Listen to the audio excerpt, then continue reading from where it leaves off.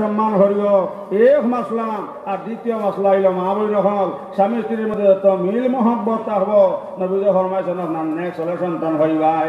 আমার বরদান আছে মা বই হল ফাতিমায় আর হজরত আলীয়ে একদিন গরমের মধ্যে মা বই হল কিছু দরবার হয়ে গেছে গিয়া আর ফাতিমার উপরে আপনার হজরত আলী আপনার গোস্তা করে ঘর থেকে বার হয়ে গেলাম। ও সময় আপনার নবী দিয়েছেন আয়া হইলা ফাতিমাও আমার দামান হজরত আলী কোথায়? সঙ্গে সঙ্গে ফাতিমা হইলা বাজান আপনার দাম দে তো আমার উপরে গোস্তা করিয়া ঘর থেকে বার হয়ে গেছেন।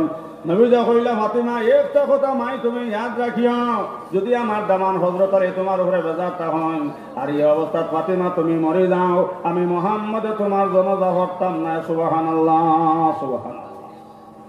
মাত বুঝা দামি সাহেব হল। ও নবী যা কইলা যেন ফাতিমা তুমি একটা কথা মনে রাখিও, যদি আমার দামান তোমার উপরে বেজারটা হন আর এই অবস্থা তুমি মরে যাও, আমি মুহাম্মদে তোমার জনাজা পড়তাম নাই।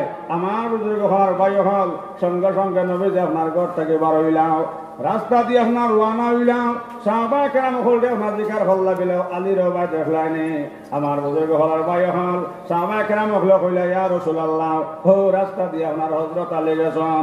নবী যে হযরত আলী খুঁজাই আল্লাহ আন্না কইলা আলী আমার ফাতিমারে তুমি মাফ করিয়া দেও বাবা, যদি ফাতিমারে মাফ করিয়া দেও না আর এই অবস্থা যদি ফাতিমা